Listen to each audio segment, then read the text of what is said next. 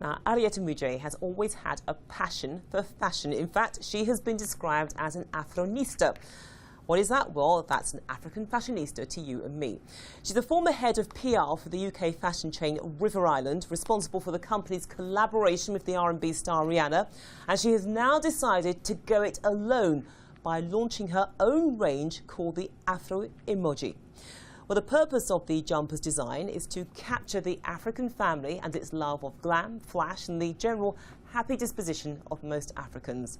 They look fantastic, don't they? And I'm delighted to say that she is here to tell us more about it. I mean, they are amazing, really different, very original, and it's a collective effort. Is that correct? Yes, yes. First of all, just to say it's a collective effort with two of my friends, Michelle and Braid. And yeah, we developed Afro Emoji as some sort of satirical take on the African families and our happy dispositions. So, yeah.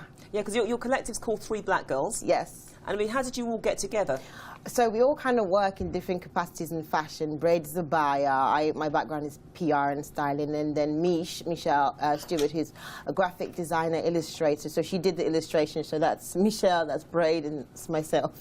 And who coined the name, this sort of, well, the Afronista and everything that goes with it? Well, Afronista is something I was called. I don't know who coined the name, but I just grabbed the term and ran with it. And yeah, with the Afro Emojis, it was I think it was a collective after a bottle of wine or something. Yeah, the best ideas always start over a bottle.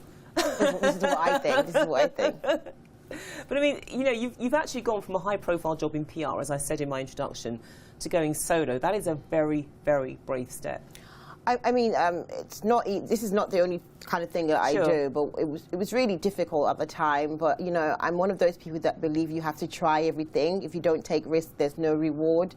And touch wood, by God's grace, I've been quite lucky. I've had some work, but it's not easy. I'm not going to pretend. Yes, I was going to say, it must have been really scary to actually go from this chain, River Island, to doing this, because I mean, this is a really big chain. Yeah. And you know, to have Rihanna on board as well, again, elevating its profile. Yeah. I mean, it's scary, but I think my faith and having like great family and friends around me has been quite helpful. I've had great mentors that's still around that kind of help me put things in check. So I'm quite lucky. It's really hard, but I'm lucky. Yeah, and I mean, it's a very simple concept if you think about it, actually picking up on a facial characteristic and turning it into a jumper. But I mean, what makes the Afro-Caribbean face so perfect for this type of vehicle? I think because, I mean, even with like emojis, I think they missed, Apple missed a spot early on by not making the Afro-Caribbean or the black emojis in time, because we speak with our faces. Our faces are full of character. So this is the first series of 5. We've got a few more coming. But you know, there's like this one is called Fine Boy. It's only that face that a mum could love, but his mum thinks, yeah, he's the salt of the earth. Then you've always got that chairman, that uncle in the family where it's a chairman, he hasn't got any money, but it's always dressed up quite flash. Or that uncle that's not necessarily an uncle, but you have to call him uncle, and he's always grumpy. So it's just picking up on those things in the home, and everyone kind of has one of these relatives in their homes anyway. So it was a kind of a no-brainer, really. So you say that this is just a flavour of them. What are the other faces? Have you got West Indian dad? Oh, we've got West Indian dad. We've got like a scowling sister. Oh, we've got the scowling sister. Is it Auntie Me? Yeah, Auntie Me. She's not got a lot of money, but she's always front row at church, passing the basket back to everybody else, but not putting any money in. We've got the sister who's got like loads of braids in her hair. We've got a few more characters coming, but we developed them for a laugh, and we find that we're getting a good response. So we're going to keep it going. Do people get the joke, or do some people think, hang on, that's a bit too near the knuckle? But here's the thing: it's quite funny because of the whole emoji culture. People talk with emojis nowadays. It's doing fantastically well, and I hopefully with the new characters that we've got coming, will attract also different people that kind of want it as well. So we've been talking about jumpers, but they're also on sweatshirts and t-shirts as well. Yes, and canvas bags, you know. So the actual branding potential there, the marketing potential, is actually quite vast. And I mean, in terms of where it's going, because I mean, you don't want to be seen as a one-trick pony. That this is what it is. It's got to go beyond that, hasn't it? Well, to be totally honest, at the moment we just see it as that, because you know, some things, there's not some things are not bad for you to be a one-trick pony act. It's like you're here for a time and you go and do something else. That's kind of what I'm like anyway. But we'll see. Like I said, the feedback has been quite great. The other characters that we're developing, and it keeps on evolving, so you never know where I never know anywhere where it's going to go, really. In terms of the feedback, what are people saying? They just laugh. I mean, we did a market stall at Portobello Market, and we did one in West London. Yeah, West London. We did one in Africa Spitalfields, and people just literally stand there laughing and take pictures of them and say, look, this is Uncle this or this is Auntie that. So I think that's good feedback anyway, when they're laughing and they're wanting to buy one and like, oh yeah, that looks like my cousin or whatever.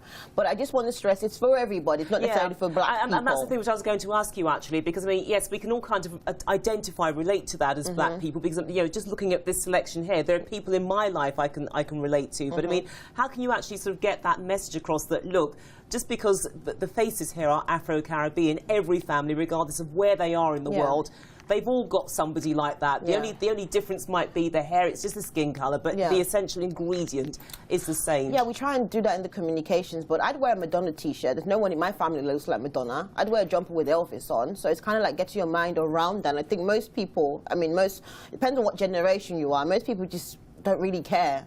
Just want to wear a nice jumper. And it was also as well, the jumper is a quality jumper, I must say that also as well. So despite the character, the jumpers and the t-shirt we're using a quality as well. And they get the joke as well, which is the key thing. Yeah. But I mean, how difficult is it to promote something like this? Because, you're up against, okay, no one else is doing this. This is your USP. But then there are some people who say, well, actually, I quite like to wear something that's got the Hello Kitty logo on it. This is great, but if I have to choose, it's Hello Kitty first. I mean, we're not trying to go up against anybody. We're not trying to reinvent the wheel. Like it says in our mission statement, we're just having a laugh, having fun. So I think it will grow organically. And again, we're not trying to be anybody else but ourselves, and just hopefully it will grow organically. And so far it's been growing by word of mouth and across social media. And and hopefully, who knows, we're looking for stockists right now. We're speaking to like big online retailers across the continent of Africa. So fingers crossed, you never know how this can go. I suppose as well, if somebody famous is seen wearing it, that's also a huge boost That always helps, so fingers crossed. We've also had key interest from like key bloggers. There was a girl whose just came up with an afro. She's a massive blogger. I go by Frankly. She's been quite good to us. So fingers crossed we get somebody famous wearing it. You never know. But are you also blogging as well to promote the promote the product? Well, what we're doing, we're not necessarily blogging, but we're putting stuff across our social media platforms. So there's stuff on Instagram, there's stuff on Twitter, and anything that is relevant to the whole emoji movement we kind of get involved with. But we're not, I mean, people will sift through content. We've got to make sure the content is there. If it's not there, it's not there. So we do much more visual communications, right? Putting like loads of pictures up and then contacting people with what we're doing. Yeah, I mean, you said, look, we don't really care if it's a one-trick pony party, but because at the end of the day, we're having fun. But then, it does have the potential to actually sort of go beyond itself. So are you ready for that moment, very briefly? Well, here's the thing. I'm not necessarily ready for it, but when it comes, we'll be up to task. OK, then, Arieta Mujay, good luck with it. It looks absolutely fantastic. Thank you so much for joining me here on This Day Live. Thank you so much for having me. Appreciate it. Cheers. Thank you. You're watching This Day Live here on Arise News. Stay with us.